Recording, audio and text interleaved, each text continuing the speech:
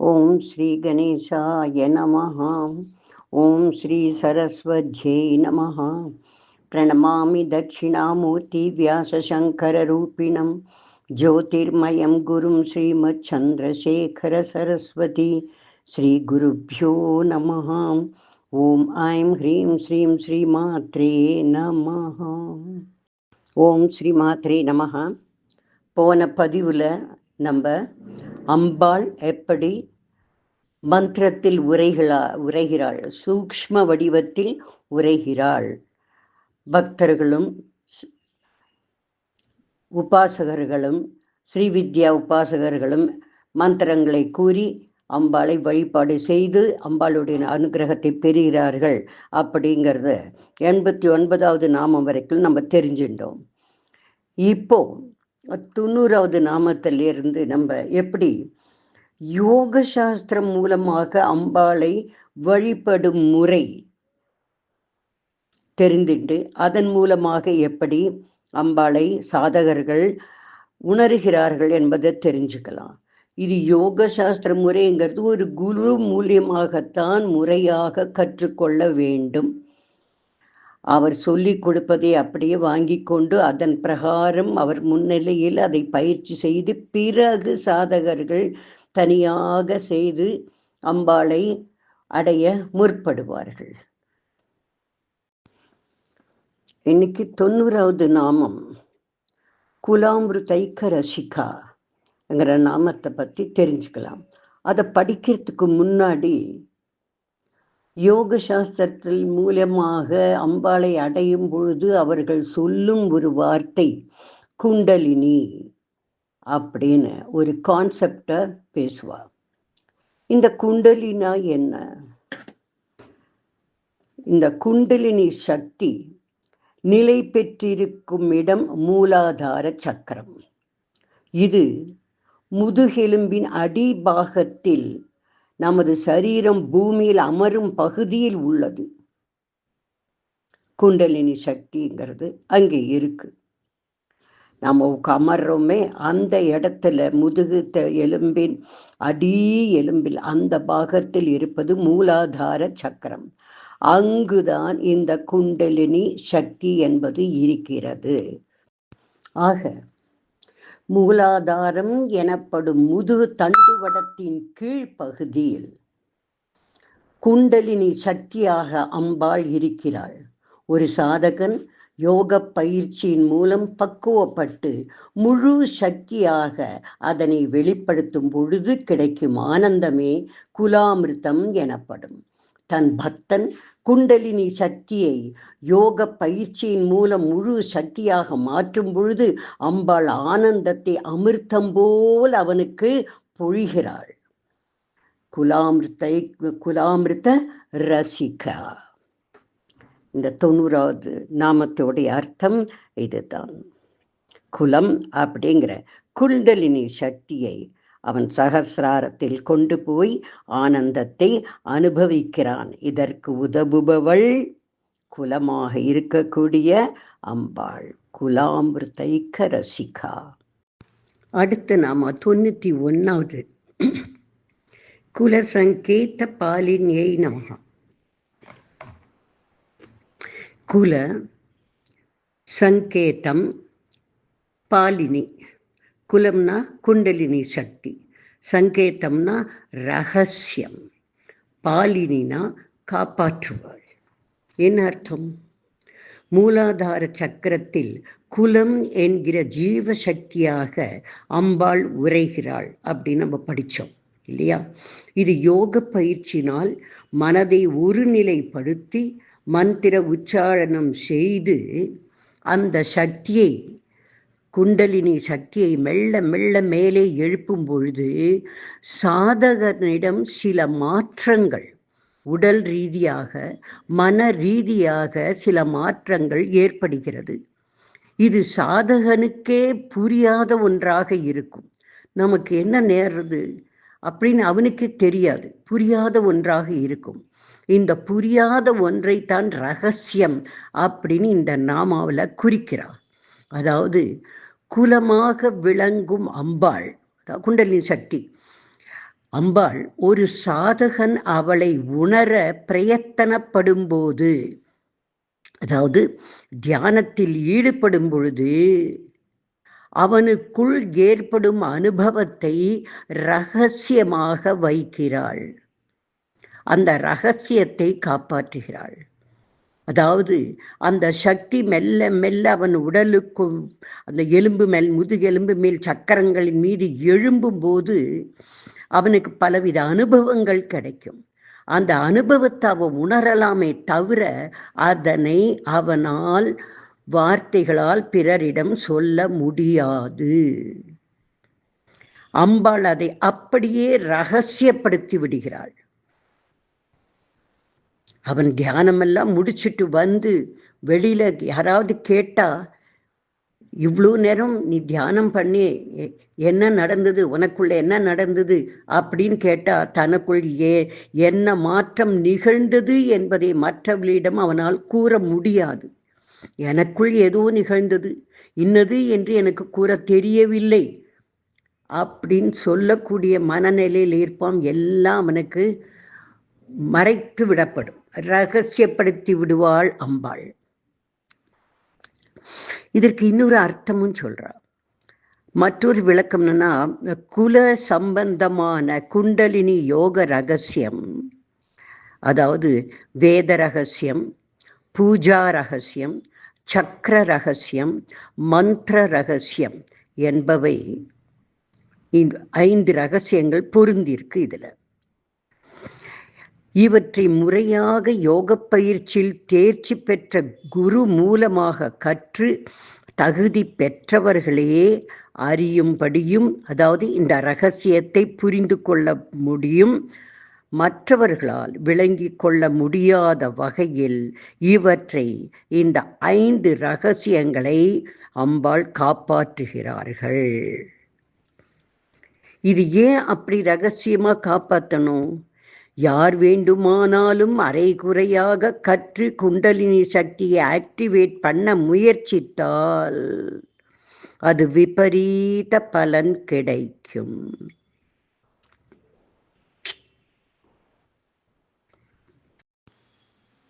இந்த முறையான பயிற்சி பெறாமல் அரைக்குறையா குண்டலினி சக்தியை தெரிஞ்சுக்கிண்டு அதை அரைக்குறையா செஞ்சு ஒரு சித்த பிரமை அடைந்த ஒரு பெண் கதாபாத்திரம் பாலகுமரன் அவர்கள் எழுதிய கண்மணி தாமரை அப்படிங்கிற புஸ்தகத்தில் வருது. அவள் ஆர்வம் மிகுதியால் குண்டலினி சக்தியை எப்படி ஆக்டிவேட் பண்ணுறதுன்னு செய்ய முனைந்து அதை முழுமையாக செய்ய தெரியாமல் பாதியில் அவள் அதனால் கலைக்கப்படுகிறாள். அது அவளுக்கு பாதிப்பு ஏற்படுறது. அதனால தான் இதை ரகசியமாக வைத்திருக்கிறார்கள். இந்த குண்டலி சாதனுக்குள் என்ன நிகழ்கிறது என்பதை ரகசியமாக வைத்திருக்கிறார். அவன் முழுமையான சாதகனாக ஆகிவிட்டால், அதனுடைய மகத்துவத்தை தெரிந்துவிட்டால், இந்த 5 ரகசியங்களும் அவனுக்கு தெளிவாக தெரியும். அதுவரைக்கும் இது ரகசியமாகத்தான் வைக்க வேண்டும். அதனால் குல சங்கேத பாலினி. அடுத்து 92வது நாமம் குலாங்கனா. குலம் பிளஸ் அங்கம். குலம்னா குலசக்தி, குண்டலின் சக்தி. அங்கம்னா சம்பந்தப்பட்டது. அதாவது குண்டலினி சக்தியான அம்பாள் ஆதார சக்கரங்களின் அங்கமாக இருக்கிறாள். தட் இஸ், அதன் சம்பந்தம் கொண்டவள் என்று பொருள். குலாங்கனாயை நமகம். 93வது குலாந்தஸ்தாயை நமகா. குல அந்த ஸ்தா. குலனா குண்டலினி சக்தி, அந்தனா உள்ள, ஸ்தானா இருக்கிறாள். அதாவது குண்டலினிக்குள் அதன் சக்தியாக இருப்பவள் அம்பாள். ஸ்ரீ குண்டலினி சக்தி. குலாந்தஸ்தாயை நமகா. அடுத்தது 94வது நாமம் கௌலினியை நமகா. கௌலினி என்பது சிவசக்தி சேர்ந்த வடிவம். சிவசக்தி வடிவமான அம்பாளுக்கு கௌலினி என்கிற நாமம். ஓம் கௌலினியை நமஹ. அடுத்தது 95வது நாமம் குல யோகினியை நமஹ. யோகினா ஒருங்கிணைக்கும் சக்தி, யோகினி.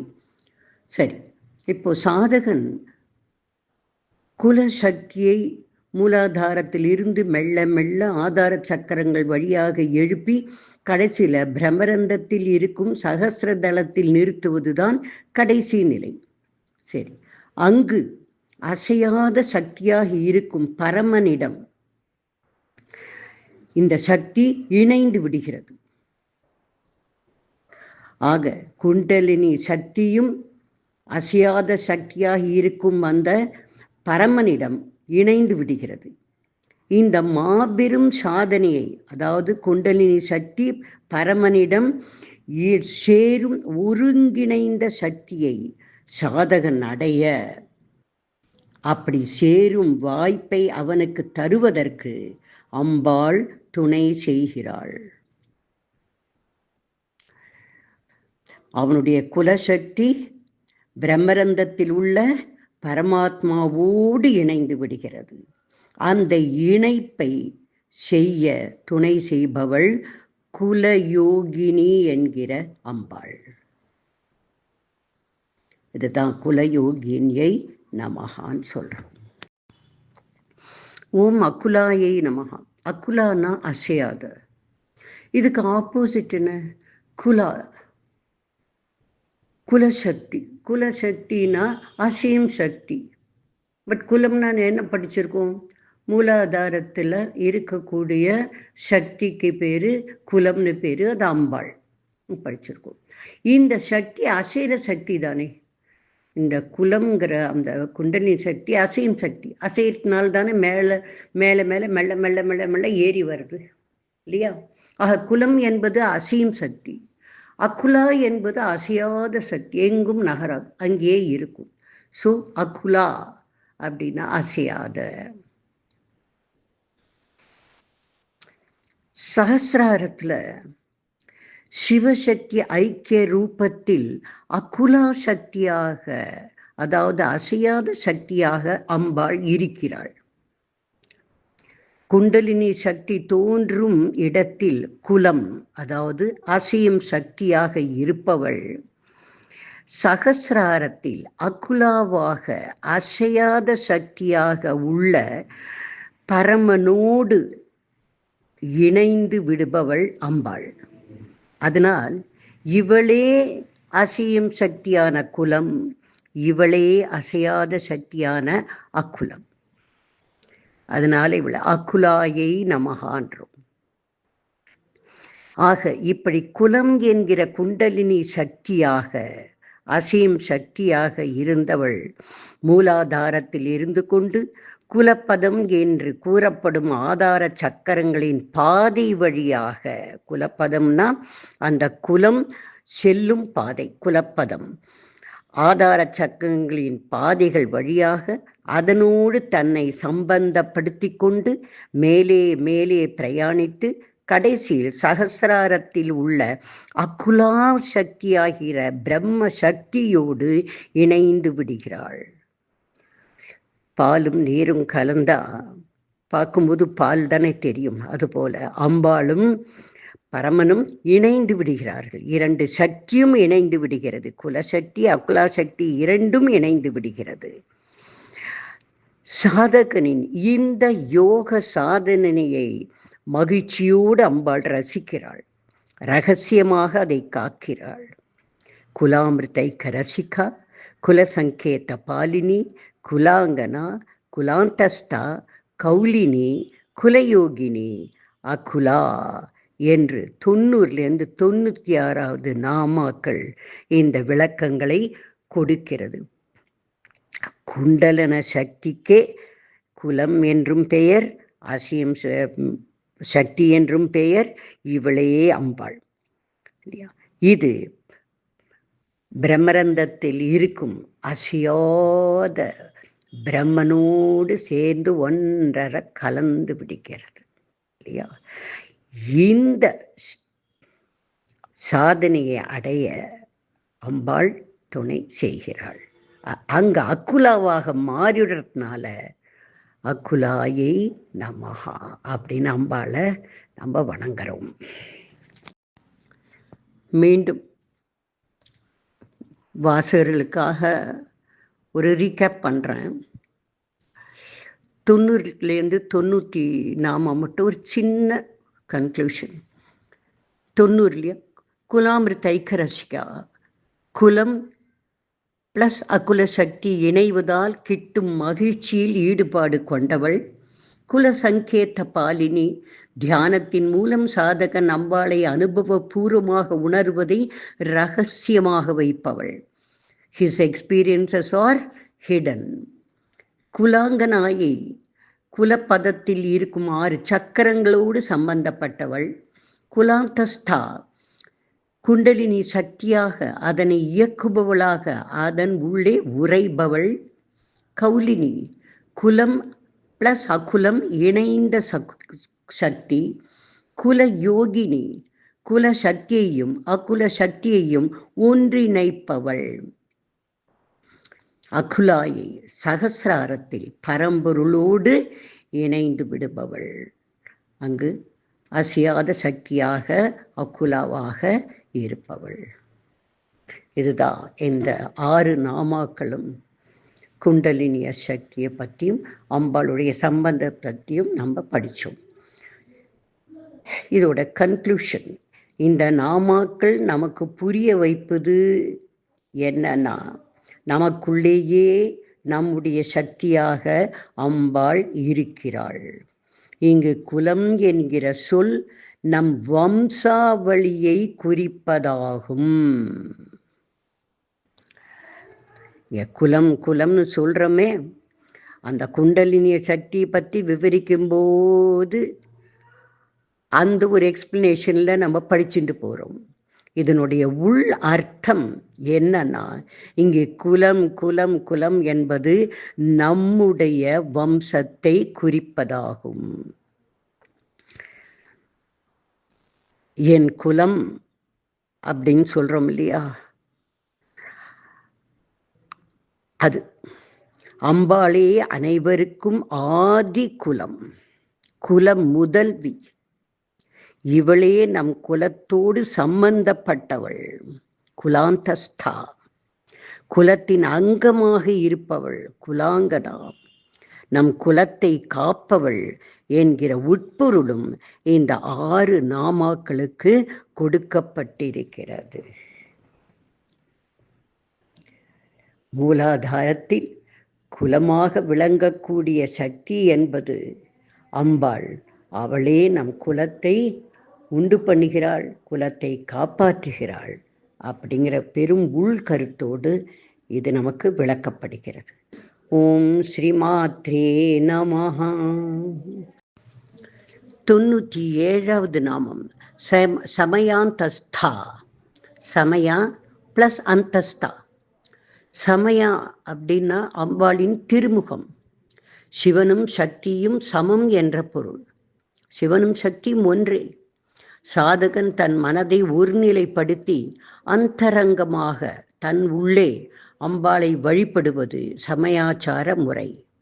அம்பாளே இங்கு வணங்கப்படும் தெய்வம். சமயாந்தஸ்தாயை நமக. சமயாச்சாரத்தில் வணங்கப்படும் தெய்வம் இவள். 98வது நாமம் சமயாச்சார தத்பராயை நமகா. சமயாச்சாரம்ங்கிறது ஒரு வித வழிபாடு செய்யும் முறை. தத்பரானா அவளுக்கு பிடிக்கும், அம்பாளுக்கு பிடிக்கும். சமயாச்சார முறையில் வழிபாடு செய்வது அம்பாளுக்கு மிகவும் பிடித்தமானது. இதில் வெளிப்புற சடங்குகள் எதுவும் இருக்காது. அந்த அதை கொண்டு வருது, இதை கொண்டு வருது, இங்கே டெக்கரேஷன், அது 10 பேரை கூப்பிடுறது, அப்படி அப்படின்னு வெளிப்புற சடங்குகள் எதுவுமே இருக்காது.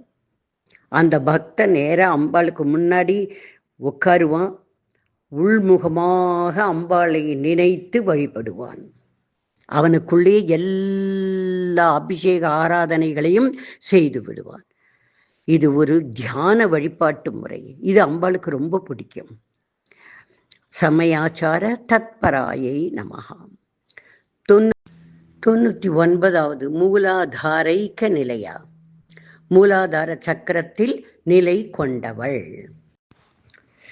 100வது நாமமான பிரம்ம கிரந்தி விபேதினியை நமஹ. இந்த நாமத்திலிருந்து 110வது நாமம் வரைக்கும் ஆதார சக்கரங்களை பற்றியும் குண்டலினி சக்தியை பற்றியும் தெரிந்து கொள்ளக்கூடிய நாமாக்கள் இருக்கு. எப்படி இந்த குண்டலினி சக்தி மூலாதாரத்திலிருந்து ஒவ்வொரு சக்கரங்களையா கடந்து கடைசி பிரம்மரந்தத்திற்கு சகசிர தளத்திற்கு எப்படி போய் சேருகிறது, அப்பொழுது சாதகனுடைய உடல் நிலையில் மனநிலையில் என்னென்ன மாறுதல்கள் ஏற்படுகிறது அப்படிங்கிறத விளக்கக்கூடிய நாமாக்களாக இருக்கிறது. ரொம்ப இன்ட்ரெஸ்டிங்காகவே இருக்குது. இது வரைக்கும் குண்டலின் சக்தியை மூலாதாரத்திலேருந்து சகசிரதளத்திற்கு எழுப்பி வந்தால் இப்போ அப்படின்னு தான் படிச்சிருக்கோம். இது எப்படி எழுப்பப்படுகிறது, அதோடைய ப்ராசஸ் என்ன அப்படிங்கிறதெல்லாம் ஃபுல்லாக நம்ம தெரிஞ்சுக்கலாம். எல்லாரும் வரணும், கண்டிப்பாக வரணும், இதை கேட்கணும். த எசன்ஸ் ஆஃப் லலிதா சஹஸ்ரநாமம்னே சொல்லலாம். ஸ்ரீசக்கரத்தை படிப்போம் பின்னாடி. இதை நம்ம தெரிஞ்சுட்டோம்னா அதையும் நம்மளால் புரிஞ்சுக்க முடியும். ஓம் ஸ்ரீமாத்ரே நமஹ. ரஹஸ்யானாம் ரஹஸ்யம் ச லலிதா பிரீதிதாயகம் அனேன சத்ருஷம் ஸ்தோத்ரம் ந பூதம் ந பவிஷ்யதி. சர்வரோகப்பிரசமனம் சர்வசம்பத்பிரவர்தனம் சர்வ அபமிருத்யுசமனம் காலமிருத்யுநிவாரணம் குஹ்யாதி குஹ்ய கோப்த்ரீத்வம் கிருண்ணாஸ்மத்கிருதம் ஜபம் சித்திர்பவது மே தேவி त्वत्प्रसादान्मयि स्थिरा. ஓம் ஸ்ரீதேவ்யை நமஹ. நாராயணாயேதி சமர்ப்பயாமி.